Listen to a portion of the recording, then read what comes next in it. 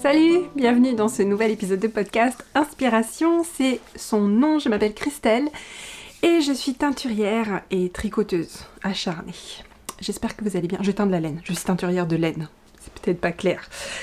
J'espère que vous allez bien, si c'est la première fois que vous regardez le podcast, c'était certainement pas très clair, donc je suis teinturière de laine artisanale, je teins de la laine à la main, des matières naturelles. J'ai un podcast tous les lundis et j'ai également une newsletter qui part tous les lundis et une mise à jour de boutique qui est en général le lundi. Sauf que aujourd'hui c'est mardi parce qu'hier c'était férié. Voilà. Donc merci de regarder le podcast. J'espère que ça va vous plaire. Si vous êtes des habitués, hello, j'espère que vous allez bien. C'est toujours un grand plaisir de vous retrouver. Et aujourd'hui, je vais vous parler de ceci. Du coloris du mois d'avril, des coloris du mois d'avril de l'almanach et de Mourit, le magazine crochet. Voilà, c'est le programme de la semaine. Et aussi un nouveau projet, je vais commencer par les projets aujourd'hui. D'habitude je finis toujours par les projets, aujourd'hui je vais commencer par les projets, puisque c'est la star incontestée. Je l'ai fini, ça y est, je l'ai terminé. Donc c'est le pull Broadleaf de Wool & Pine. C'est donc un pull en brioche. Je vais me lever pour l'occasion. Voilà, c'est un pull en brioche.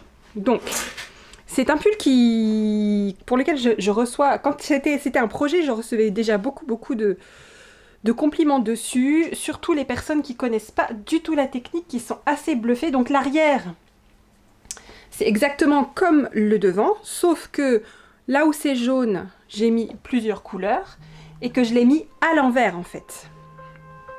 Voilà. Petite pause. Oui donc. Désolée pour cette interruption. Donc, c'est la même chose devant et derrière, sauf que là, c'est pas la même couleur que là, et là, c'est à l'envers. Voilà. Et donc, en gros, on tricote 2 panneaux qu'on joint aux épaules et sur les côtés. Et après, on relève les manches. Donc, c'est exprès, en fait, que les panneaux doivent tomber assez bas sur les bras. Et les bras sont ultra fités. Par contre, trop fités. Trop fités.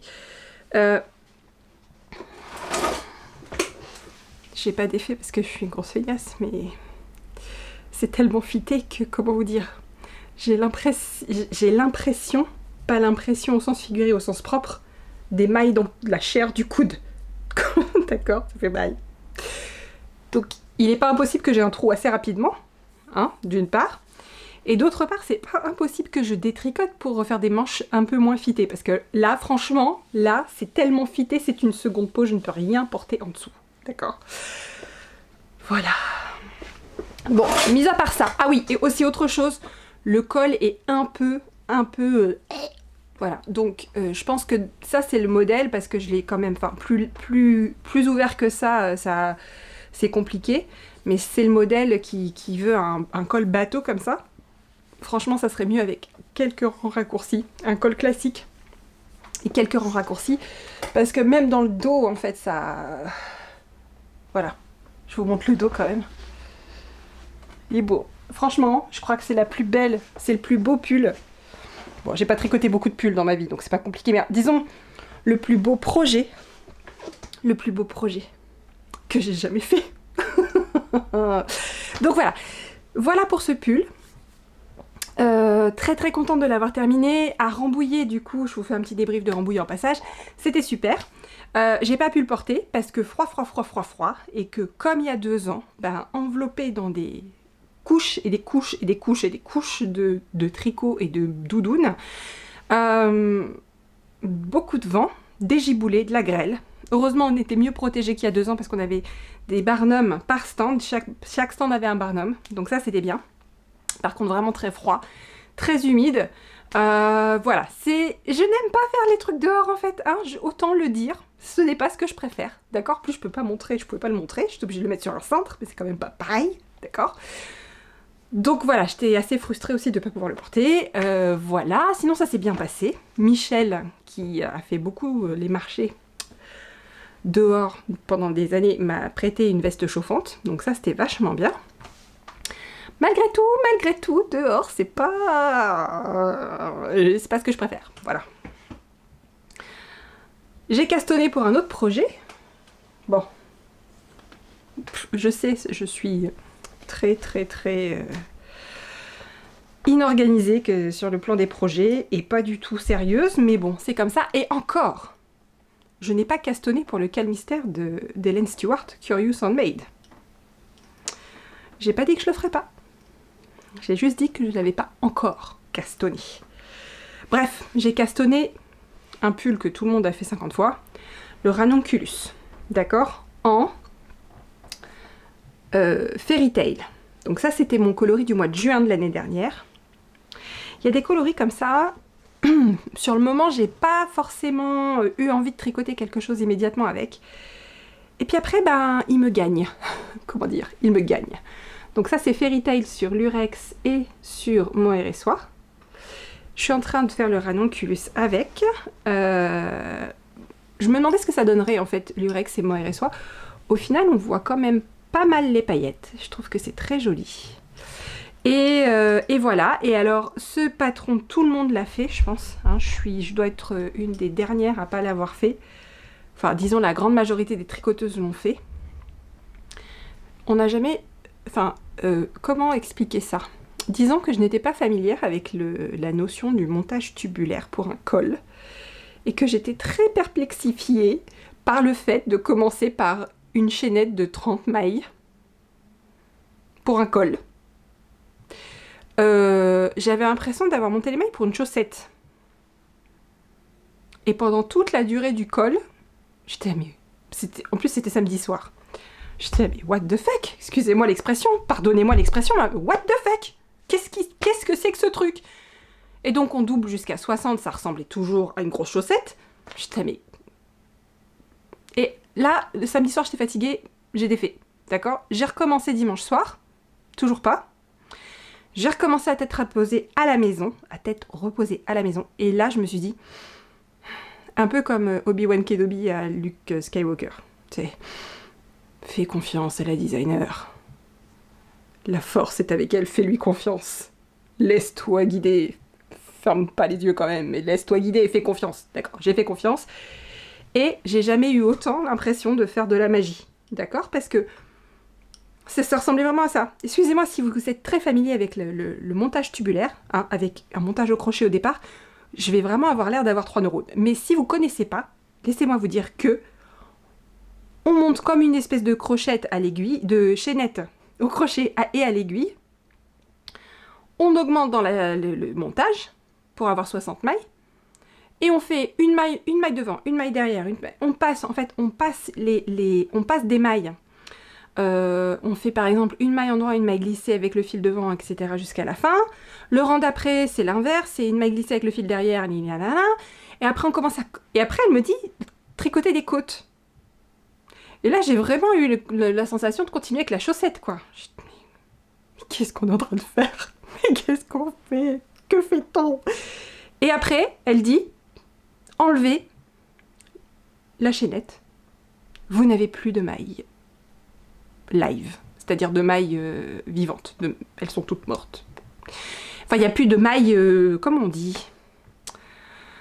Oh mon Dieu. J'espère que vous avez compris, parce qu'alors là, le mot m'échappe totalement. Bref, il n'y a plus de mailles qui se baladent, quoi. Et c'était vrai. Il n'y avait plus de mailles qui se baladaient. J'ai enlevé le truc. J'étais là... Oh, c'est de la magie. J'ai toujours pas compris ce que j'ai fait. Mais ça marche. Et on peut passer la tête et pas seulement s'envoler. C'est magnifique. Pourquoi personne ne parle de ce patron? Tout le monde en parle. Non, je sais. Tout le monde en parle. Tout le monde en parle. Tout le monde l'a fait. Il y a bien une raison. Mais pourquoi personne ne parle de ça? Pourquoi? Pourquoi j'apprends ça maintenant? Ça fait 15 ans que je tricote.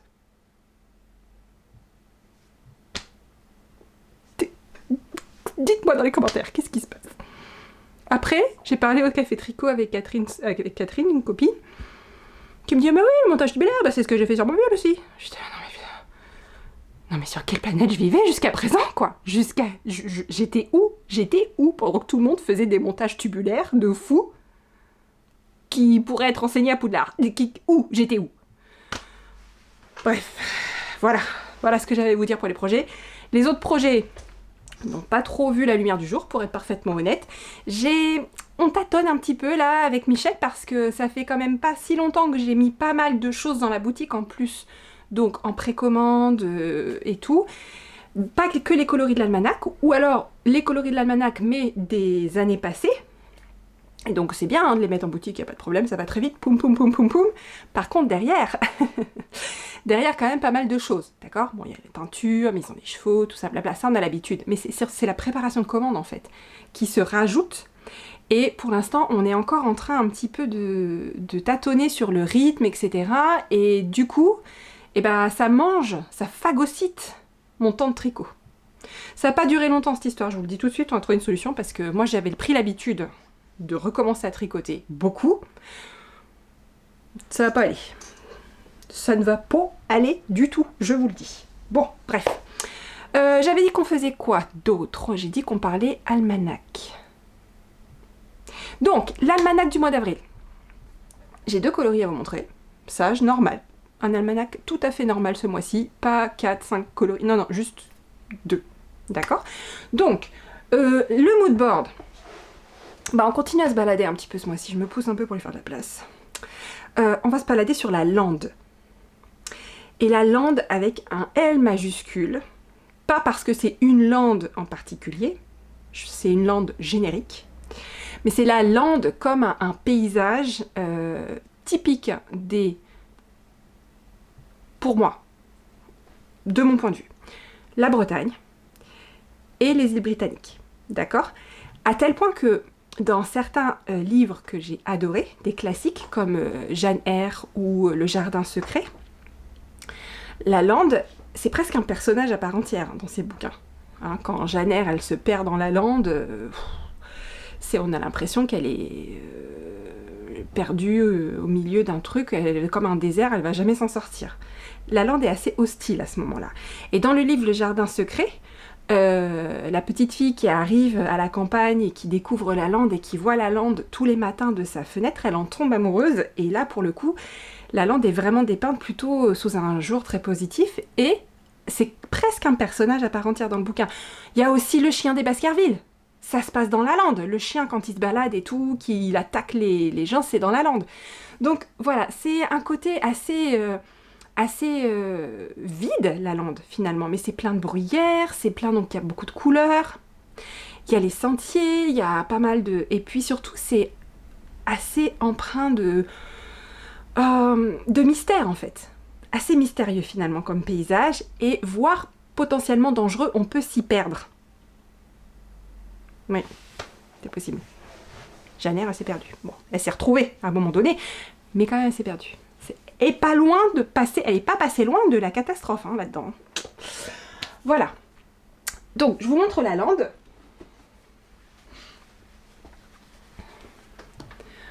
Voilà. Et je vous le montre aussi comme ça. Hop. Et c'est assez juste. Les couleurs sont assez justes, là. Et donc, on va avoir une base naturelle. Pour une fois, j'ai pas bidouillé la base. J'ai pas trifouillé la base. J'ai rien fait à la base. La base est restée naturelle. Donc ça veut dire que ça va être des coloris qui vont être vraiment... qui vont prendre la couleur différemment, de façon encore plus flagrante que d'habitude, notamment sur BFL, que je n'ai pas fait là. Mais BFL, c'est une base qui n'est pas écrue naturellement, qui est jaune très pâle. Donc le coloris sera différent, sachant qu'en plus elle sature les couleurs naturellement. Donc le coloris sera différent sur BFL. Alors... je l'ai fait, cette fois-ci, dans mon back test, je l'ai fait sur l'Urex. Et donc, on a pas mal de speckles sur ce coloris. Et les teintes principales vont être améthyste, un peu de framboise écrasée, et de l'ocre. De l'ocre qui tire un peu sur le vert. Donc ça, c'était l'Urex. Ça, c'est extra fine soie. Donc c'est une base qui est très proche de la base extra fine classique, sauf qu'à la place du nylon, donc il n'y a que 75% de mérinos extra fin, et à la place du nylon, il y a 25% de soie. Elle est plutôt sympa. Ça c'est sur extra fine fingering.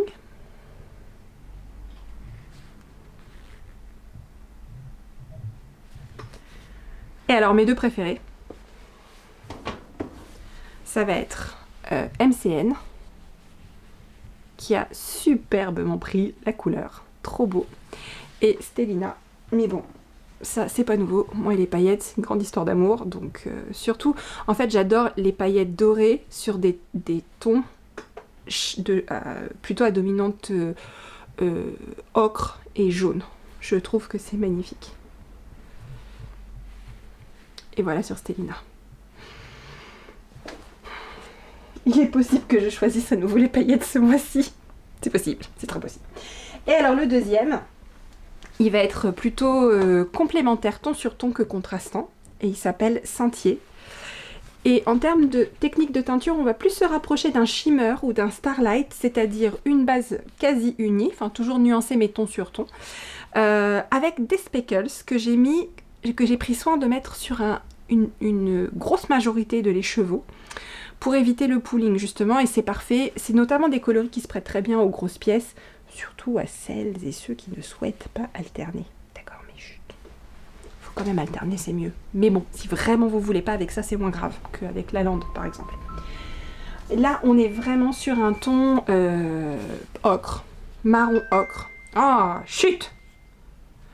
En même temps, il est bientôt l'heure de manger, alors il faut que je sois au courant, hein, sinon j'ai oublié. Donc là, on est sur Extra Fine Fingering, et on a un ton, oui, plutôt ocre Havane, avec plein de speckles.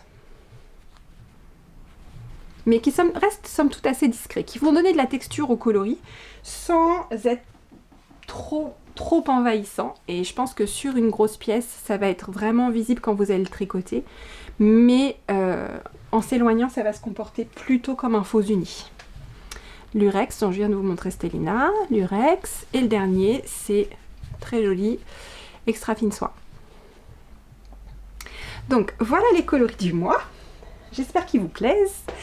Dans la boutique aujourd'hui, je vous mets les coloris du mois, l'almanach 3 mois, qui ne sera envoyé que début juillet, enfin à partir du 15 juillet pour que j'ai... Non, je vous dis n'importe quoi, à partir du 15 juin. Donc après les bigouds de laine en fait, il sera envoyé. Parce que il me faut le temps de le teindre, il me faut le temps de le teindre, y compris le coloris du mois de juin, et puis de les faire partir, donc plutôt à partir du 15 juin pour l'expédition des clubs 3 mois. Donc il y a les clubs 3 mois principaux et les clubs 3 mois contrastants. Le principal c'est la lande, le contrastant c'est Sentier, et donc tout est dans la boutique. Et si vous voulez le recevoir plus tôt, prenez le coloris du mois, sachant que je mets des plus grosses quantités. Donc si vous ne souhaitez pas attendre pour avoir les coloris du mois, vous pouvez prendre directement celui du mois et pas le club 3 mois. N'oubliez pas de me préciser votre point mondial relais dans la boutique. Alors je sais que c'est pas idéal parce que c'est pas automatique, c'est à vous de le saisir. Mais vous avez une zone de texte qui est dédiée au point mondial relais. Au moment où vous choisissez ce mode d'expédition, vous avez une petite zone de texte qui vous dit indiquer votre point mondial relais. Donc c'est ici le mieux de l'indiquer. Si vous avez loupé ce moment-là, vous pouvez encore le faire dans la zone de message au vendeur au moment du paiement. Et si vraiment vous avez encore oublié, vous pouvez m'envoyer un message.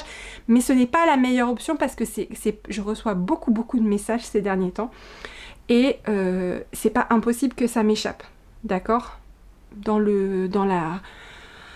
la quantité de messages, c'est pas impossible qu'il y en ait qui... Voilà, parce qu'en plus c'est pas des... Je peux pas traiter tous les messages tous les jours, j'aimerais dans l'idéal mais j'y arrive pas. Donc je fais en général une grosse séance par semaine et dans la grosse séance par semaine j'en ai plein et là c'est possible que ça passe à l'as. Donc vraiment si vous pouvez, au moment de passer la commande, c'est l'idéal, c'est marqué sur le bon de commande, comme ça il n'y a pas d'équivoque, je sais, j'ai pas besoin de chercher, de renoter de façon manuscrite, etc. Donc voilà. Et quoi vous dire, dans la boutique, n'oubliez pas que même les coloris... Alors là, normalement, j'ai pas mal de choses en stock et tout ce qui était commande du mois de mars, tout est teint et tout va partir. Toutes les précommandes du mois de mars, les clubs 3 mois sont partis. Les précommandes du mois de mars sont parties, sauf pour celles qui ont commandé de l'ex-mort un peu en décalage. Je viens de recevoir la laine, je l'ai teinte aujourd'hui. Donc ça partira la semaine prochaine. Enfin... Vous regardez ça le 2 avril, donc cette semaine, ça part cette semaine. Et puis toutes les autres commandes que vous avez passées pour des coloris hors almanach du mois en cours sont en train d'être préparées. Tout est teint, donc tout normalement devrait partir plus ou moins la semaine prochaine. Cette semaine, donc toujours la même chose, cette semaine. Voilà, Et en termes de mise à jour de boutique, la semaine prochaine, donc le 8 avril, je vais vous remettre en boutique les coloris des mois d'avril des années passées. Donc la semaine prochaine, 8 avril, 17h, vous pourrez retrouver Gourmandise, Teacup, Rose des Sables et Fleur de Cactus. Et la semaine prochaine, je vous montrerai les différents échantillons. Il faut encore que je fasse Gourmandise. C'est le seul que j'ai pas encore échantillonné avec ces deux petits nouveaux là. Voilà. Et la dernière chose que je voulais partager avec vous, je suis très fière d'avoir fait une collaboration laine avec Émilie de Croche ta maille dans l'excellentissime magazine crochet écossais Mourit. Donc si vous souhaitez acheter le catalogue, c'est chez Émilie, Croche ta maille. C'est vraiment le plus intéressant d'acheter chez elle parce que les frais de douane sont déjà payés. Alors, si vous achetez en direct, pour l'avoir fait, je vous dis, c'est une ruine. Et donc, avec Émilie, on a fait une collaboration. Si vous ne connaissez pas ce magazine, il est absolument génial. Et pour les fans de crochet, c'est super parce que c'est, pour moi, en termes de qualité, c'est l'équivalent de laine, quoi. Et voilà le design d'Émilie avec shortbread et... le nom m'échappe, punaise. Ça s'appelle Dualité. Émilie Houdard et Tricot Esthétique. Je suis trop contente d'être dans mon rythme. Ah mince. Pourtant, c'est shortbread. Un truc avec des pains. Oh mon dieu, c'est terrible de pas connaître ses propres coloris. Bon, je vous le mets là. J'ai un trou de mémoire. Bref. Voilà, donc c'est ces deux coloris. Et son design, c'est un très joli châle au crochet. Trop sympa. Voilà. Et alors, les autres modèles que j'ai trouvé trop beaux, il y a celui-là par exemple, que je trouve génial, qui s'appelle Birnam de Kimberley Bate en BC Garn. Il y a cette beauté qui s'appelle Tints and Shades, qui est juste magnifique. Et c'est de Julia Madil et c'est Lichen and Lace, la laine, la yarn, hein, voilà. Oh, il y a des recettes. Et qu'est-ce qu'il y a d'autre? Il y a des chaussettes. Ah, il y avait ça aussi qui était trop beau. Warp and Weft. Il y a un détail de la texture, c'est magnifique. Ça donne envie, hein. De toute façon, à chaque fois que je vois Émilie, j'ai envie de crocheter. Donc ça, c'est de Jess Bennett et c'est Lay Family Farm, la laine. Et les chaussettes, les voilà. Ah, il faut que je fasse des chaussettes au crochet.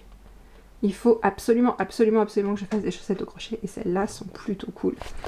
Donc voilà, c'est Mourit, c'est printemps-été 2024. Et c'est chez Croche ta maille. Je vous mets le lien dans les notes. Je suis trop contente, Bref, voilà pour cet épisode. Je vous dis à lundi prochain. J'espère avec plus de contenu tricot, puisque ça me démange de ouf d'avancer sur mes chaussettes, mes châles Stunning String Studio. Le seul truc où je suis à jour, c'est celui du mois, puisque j'attends le mois d'avril maintenant. Sur quoi... Bon, j'ai quand même fini ça.